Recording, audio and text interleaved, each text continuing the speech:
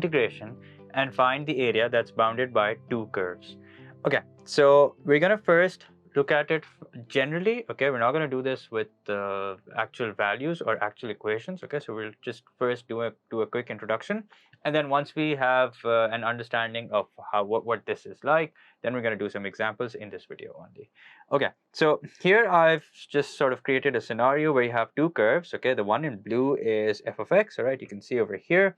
The one in green is g of x, and this is the region that you have to, the area of which that you have to find. Okay, now, so let's do some thinking. Let's just put our heads together and see what exactly can we do to find the area of the shaded region. Now, if you notice, I mean, although it's already mentioned here, that's bounded by two curves, but if you look closely, you can see that it's in between the two curves. Okay, so how exactly can we use integration within the limits to find out the area of the shaded region? Okay, so in order to explain that only, I've sort of created these miniature versions of what we have above.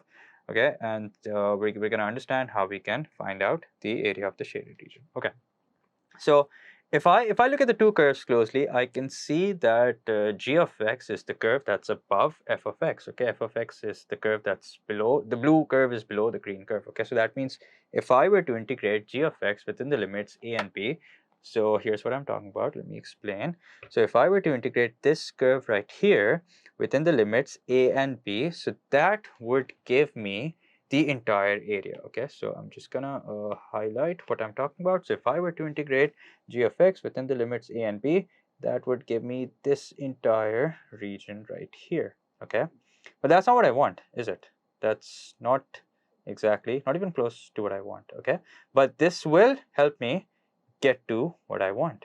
Okay, because what I need to do now is I need to get rid of the area of a certain region. Okay, and that is the region that's below the blue curve. Okay, so how do I do that? Well, I use the exact same concept, that is integration within the limits a and b. So if I were to integrate the blue curve, which is f of x, within the limits a and b, so that's going to give me what? That's going to give me the area that's bounded by the curve, the x-axis, and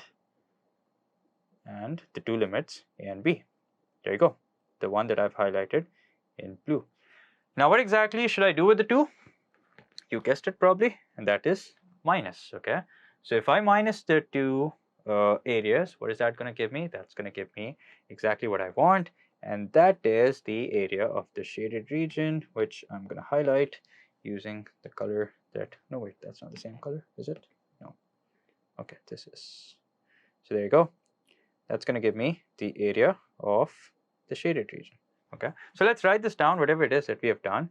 So what we're going to do is we're going to integrate the curve that's in green, which is g of x, within the limits b and a. Okay, and then from it we're going to subtract the curve that is in blue, which is f of x, integrated within the limits a and b. And what is that going to give me? That's going to give me exactly what I want, which is the area of the shaded region.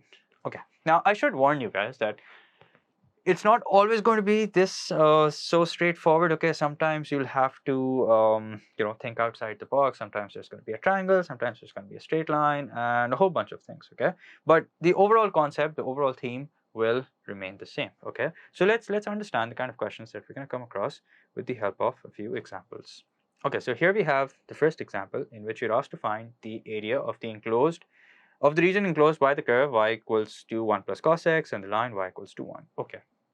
Now, in this example, the question hasn't been so kind in the sense it has not given us what the limits are. Okay, so nothing to worry about. We can work it out ourselves. So what we're going to do is, so what we really want over here is basically the point of intersection. Okay, and you can work out the point of intersection by simply solving the two equations simultaneously, and that's exactly what I intend to do. So we have 1 plus cos x, which is equal to 1. So I've equated the two equations. That means cos of x equals to 0. Okay. Now, when exactly is cos equal to 0? That's something that you can find out by recalling what the graph of cos x looks like. And that's exactly what I plan to do. So I'm just going to make a rough version of cos x. Okay. So this is what it looks like. But there's a problem. Okay. The problem is that the two values that I will get are both going to be positive. Okay, so one value is going to be 90 degrees and the other value is going to be 270 degrees. By the way, I should mention that whenever you're integrating or dealing with area, the limits that we talk about are in radian. Okay, so that means 90 degrees is going to be pi by 2, and then 270, which is going to be 3 upon 2 pi. Okay, but the thing is, how about if I were to say that this is pi by 2 and this is 3 over 2 pi, would that make sense? That would not make sense, and that shouldn't make sense to you. Why? Because one value is positive and the other is negative. Okay, so that means as far as the positive value is concerned, this has to be pi by 2. But what about this negative value? So in order to find out what this negative value is, what we're going to do is we're just going to, oops, sorry, let's delete that. So what we're going to do is we're going to extend the graph of cos x in the other direction, in the negative direction. Okay, so that means what we're really looking for is this value. Okay, and what is this value going to be? This is 90 degrees towards the left. 90 degrees in radian is equal to pi by 2, so that means this is minus pi by 2. So that means the two key values that we're looking for are basically minus and plus pi by 2. So what have we done so far? We've just figured out the limits. Now comes the integration part. Okay, so let's do that. So I'm going to erase this, and here we go. Okay, in fact, wait a minute. I will not erase this. I'll put this on the side here so that you know exactly what I've done. And I will write the x values here. So x is equals to minus pi by 2 and pi by 2. Okay. All right.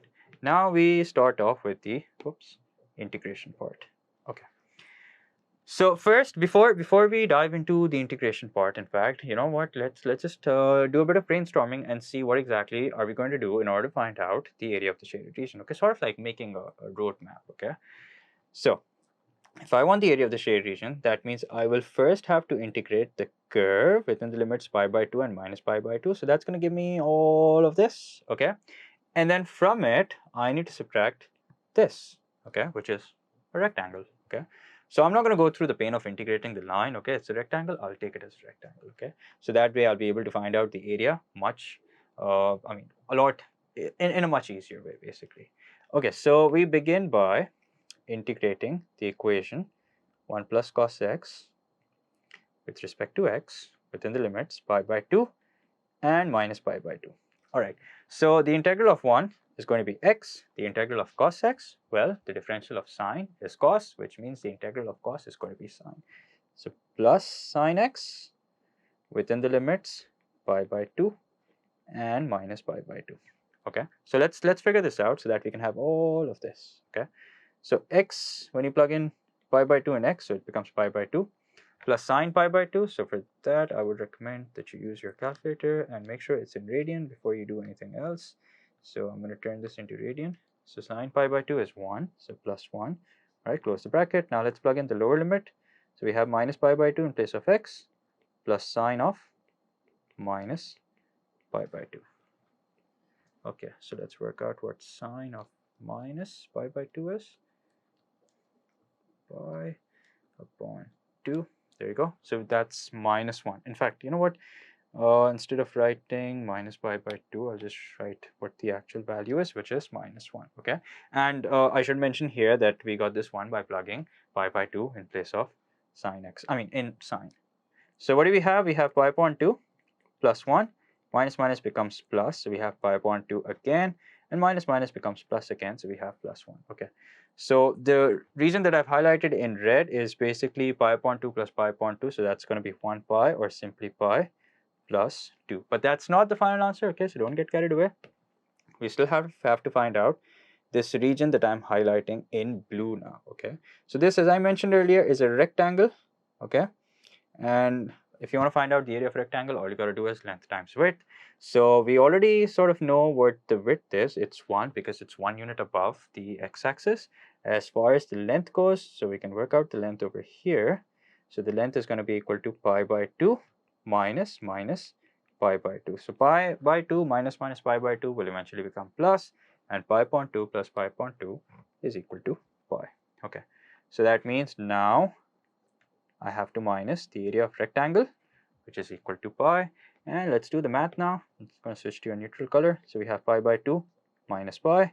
Pi and pi get cancelled out, and we have our final answer and that is equal to 2. And since we're dealing with area here, so we'll say 2 units or just 2 units squared. Okay, so there you go.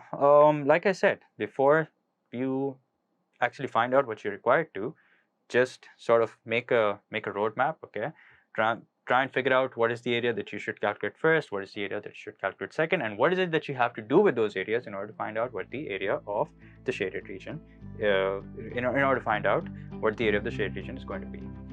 Okay, so that brings me to the end of this video. I hope you guys have understood this concept. I'll see you guys in the next video with some more complex examples. So until then, take care.